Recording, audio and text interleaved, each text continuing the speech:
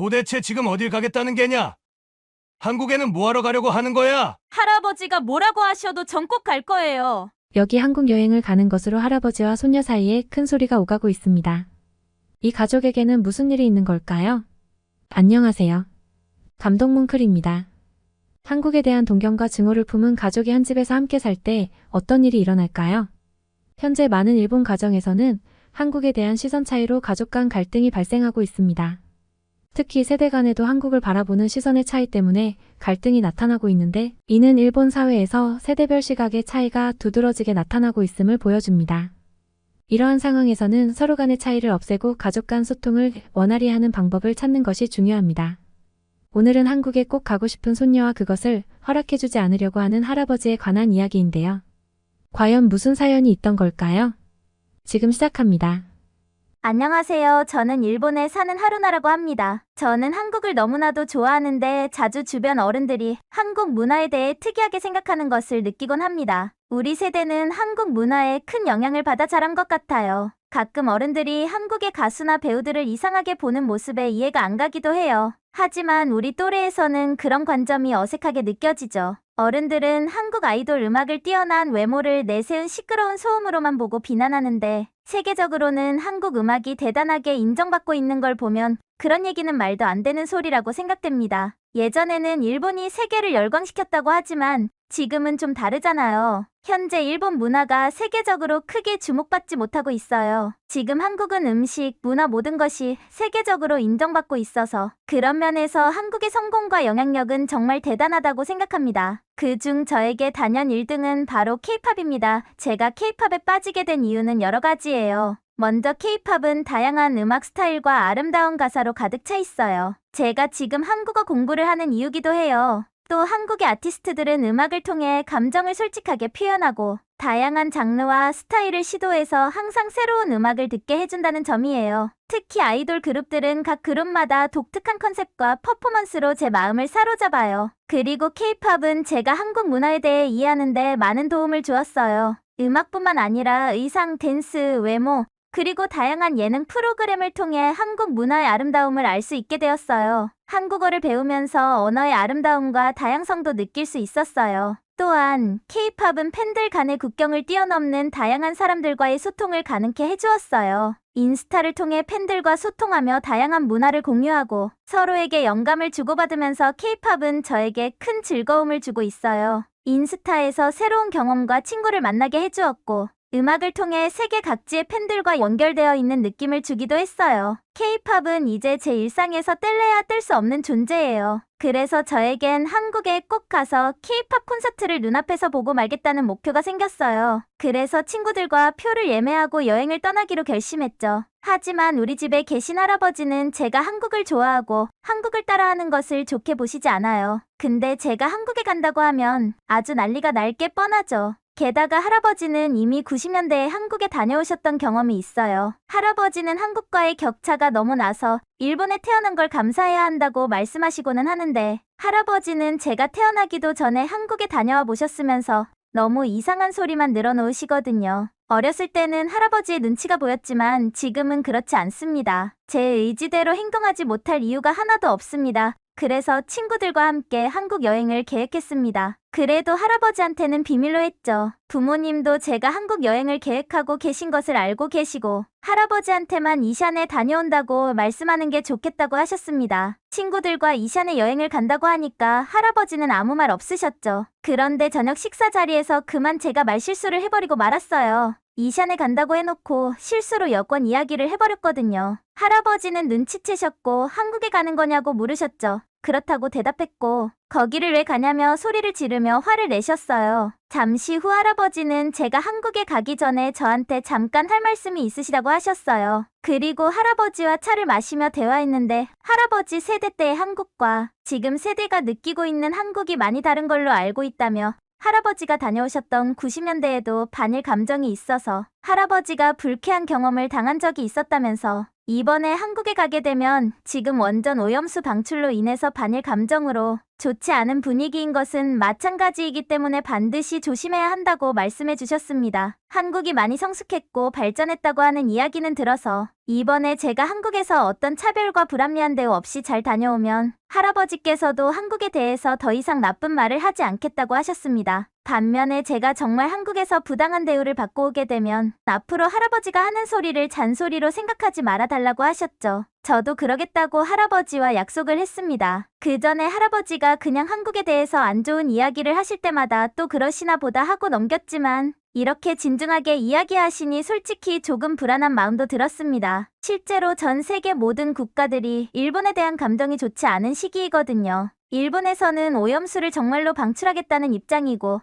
다른 나라들은 안 된다며 방출을 하지 말라는 입장이기 때문에 서로 간의 생각 차이가 심한 것으로 알아요. 저도 오염수가 정말 나쁘지 않다면 차라리 일본의 땅에 버리면 되지 않나 생각하지만 정치인들은 다른 생각을 가지고 있는 것 같아요. 정치에 관심 없는 저로서는 판단할 수 없는 말이지만 분명한 것은 한국도 지금 일본에 대한 감정이 좋지 않다는 건 사실이기 때문이죠. 친구들에게도 이런 이야기를 했고 사실 그런 것들 때문에 지금 일본 사람으로서 한국 말고도 다른 나라 어디든지 가는 게 눈치 보인다며 조심스러운 입장이기는 했습니다. 하필 여행 계획을 세웠는데 이런 상황이 되니 조금 억울하기도 했지만 그렇다고 해서 여행을 포기할 정도는 아니라는 생각이 들었습니다. 그렇게 절친한 친구인 아야카와 함께 한국에 도착했습니다. 저희는 일본 사람들이 선호하는 한국 여행지들을 둘러봤어요. 한국의 광팬인 제가 이렇게 한국에 처음 오다니 너무 감격스러운 한국의 거리 모습이었지만 한편으로는 진작 와보지 못한 것에 대한 안타까운 마음도 교차했습니다. 경복궁을 포함해서 주변의 삼청동, 인사동을 다 둘러봤습니다. 너무나 예쁜 곳이 많아서 시간 가는 줄 몰랐어요. 그리고 저희가 다녔던 모든 카페나 기념품 가게들 그리고 식당들에서 저희는 일본인에 대한 차별 그리고 반일 감정을 표출하는 사람을 단 한 사람도 만나보지 못했습니다. 저와 친구들은 혹시라도 나쁜 사람을 만나게 될까봐 고민했던 시간이 아까웠다는 생각이 들 만큼요. 심지어 카페에서는 저희가 일본에서 온 사람들인 것을 알고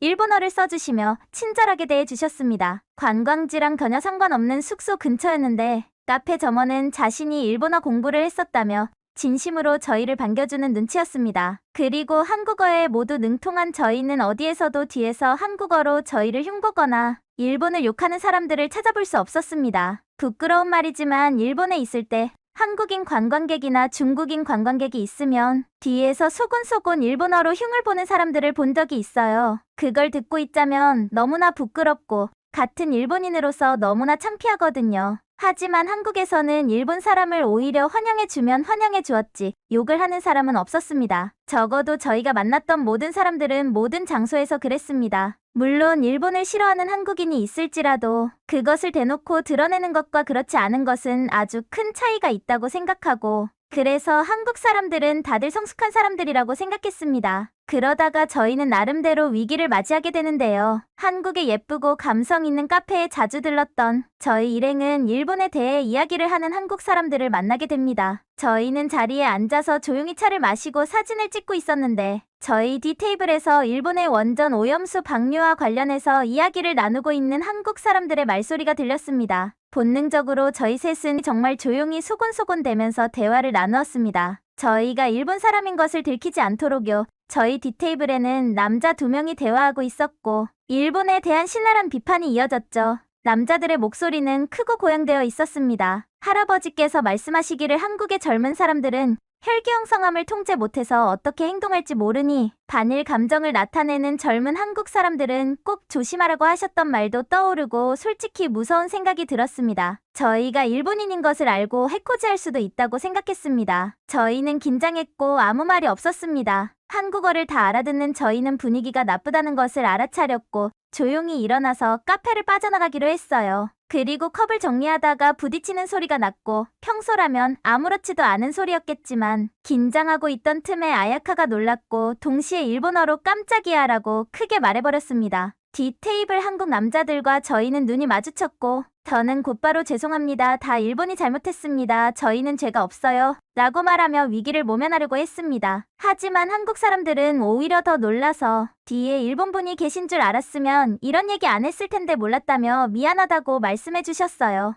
너무 놀라버린 아야카는 손바닥으로 얼굴을 가리고 울기 시작했고 뒤에 한국 사람들은 아주 크게 당황한 표정이었습니다. 그리고 어쩔 줄 몰라 하며 저희한테 연신 죄송하다고 사과를 해주셨습니다. 저도 한국 사람들을 보고 계속 일본이 잘못했습니다. 고개 숙여 인사했고 아야카도 험악한 분위기가 아닌 것에 안심하며 천천히 진정했습니다. 한국 남자 일행들은 일본 정부의 행동에 대해서 비판한 것이고 일본 사람들을 향한 비난은 아니었다며 한국어를 잘하는 일본인을 본 적도 없어서 옆 테이블에 계실 줄은 꿈에도 몰랐다고 했습니다. 자기들이 다른 나라에 여행을 갔는데 한국을 욕하는 사람이 있으면 기분이 나빴을 것이라며 사과의 의미로 조각 케이크를 주문해주고 카페에서 나가겠다고 하셨습니다. 그러면서 자기들 때문에 한국에 대해서 안 좋게 생각하시게 될까봐 너무 미안하다며 끝까지 사과해 주셨습니다. 저와 아야카도 사실 일본의 행동이 옳다고 생각하지 않고 있었고 그것 때문에 전 세계에서 비난받고 있는 상황도 알고 있습니다. 사실 저희한테 뭐라고 했어도 할 말이 없었을 수도 있어요.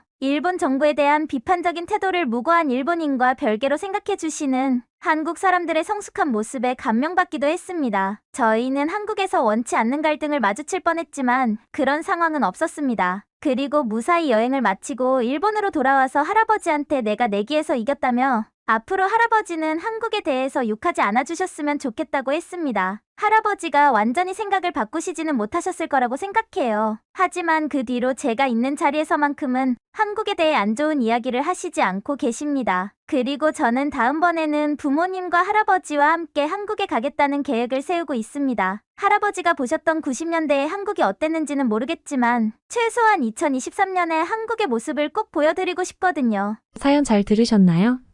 한국으로 여행 온 하루나가 한국에서 좋은 추억을 많이 쌓고 더불어 할아버지와의 갈등도 원만히 해결했다는 사연이었습니다. 지금 일본의 많은 가정집에서 일어나고 있는 일이고 한국을 바라보는 많은 시선 차이 때문에 가족 간의 갈등도 종종 있다고 합니다.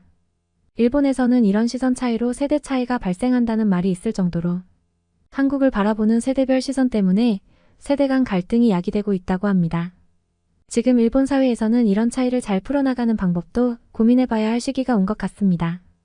끝까지 시청해주셔서 감사합니다. 즐겁게 보셨다면 댓글로 여러분의 소감을 남겨주세요. 세계 최고의 한국을 꿈꾸는 감동뭉클이었습니다. 구독과 좋아요를 누르시고 다음번에 올라오는 감동뭉클한 새로운 영상 소식도 받아보세요.